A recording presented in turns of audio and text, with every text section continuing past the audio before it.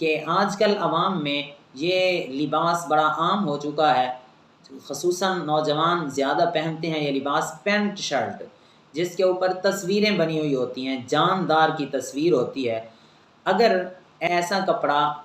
جس میں جاندار کی تصویر بنی ہوئی ہو تو ایسے کپڑے میں نماز پڑھنا مکروہ تحریمی ہے۔ مطلب یہ ہے کہ اگر نماز ایسے کپڑے میں پڑھی جس میں تصویر ہو، نماز کو دوبارہ پڑھنا واجب ہوگا۔